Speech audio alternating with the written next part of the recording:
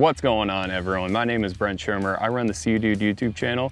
I'm here to talk to you guys about something that I've really gotten into in the past year, and it's kind of addicting, and that is slow pitch jigging. Whether you're going on the west coast, east coast of Florida, or all around the world, it is becoming a very popular way to catch some big fish. So I'm gonna go over the combo that I have that has worked great for catching big amberjacks, grouper, red snapper, stuff like that. Talk about the line, the different jigs I like using, and kind of give you some tips along the way. So the big thing about slow pitch jigging is it's a lot of physical work. You're out there working the entire time, so you don't want a super heavy combo. This reel is a Shimano OSHA Jigger 2500 LD. So the LD stands for the lever drag on it. Speaking of drag, it has 44 pounds of drag, which is plenty. I've caught close to 80-pound amberjack on this thing. We were fishing the humps in like 550 feet and hooked it close to the bottom and got it up in about 9 minutes. I have it all on footage. So incredibly powerful reel right here. It can hold over 500 yards of 40-pound braid. On this one specifically, I have some Silk Ocean Premium PE for slow jigging.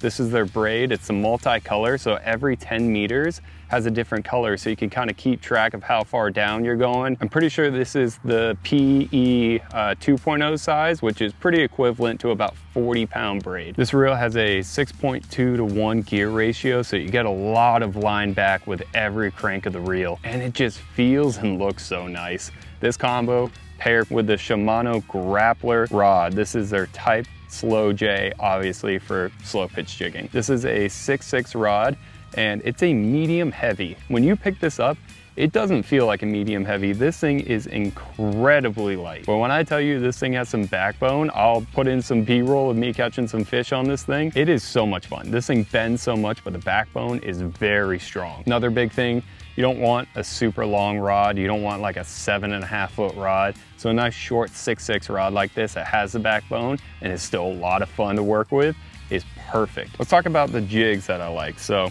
here on this coast, I'm over in the Tampa Bay area.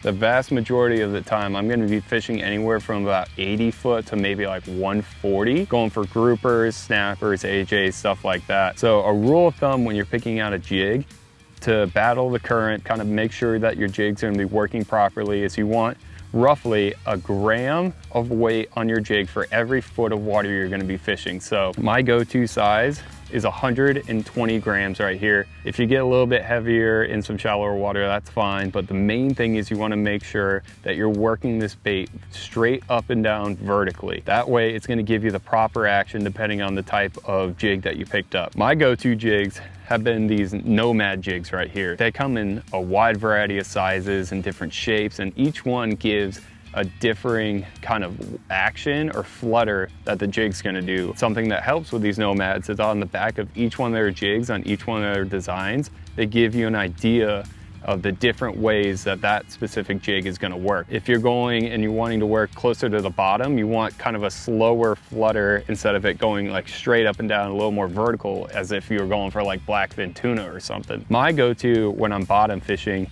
are either this buffalo design or this gypsy design. I haven't found too much correlation with different colors yet. Like I said, I've only been really doing this for about a year, but I really do like this stripe kind of pattern, whether it's in this kind of green glow in the dark with a little bit of flash on it, or more of like a pink or like a darker color. And a little trick that I've found is just get yourself a little rubber band if you're gonna be rigging up before you're heading out. Use the rubber band to kind of pinch it right up against the reel, because you can kind of hook in the reel seat right there and then put the rubber band, because you don't want this lead or this weight of this jig kind of banging around, hurting your reel, hurting your rod, or anything like that. So there you go, that's the setup I use. Shimano OSHA Jigger 2500 LD reel, the Shimano grappler rod, the 6.6, the medium heavy. Pair that with some Silk Ocean, the PE2. Get a nice FG knot, get about a 10-15 foot section of leader.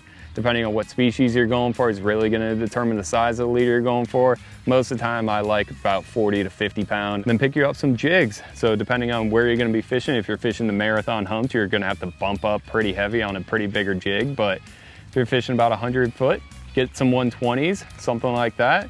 Play around with different colors, designs, everything like that. and just have fun with it. It is such a fun way to catch fish, and you get some pretty big ones. If you guys have any experience using any of this gear, leave a comment down below. Thank you guys for watching, and I'll see you guys next time.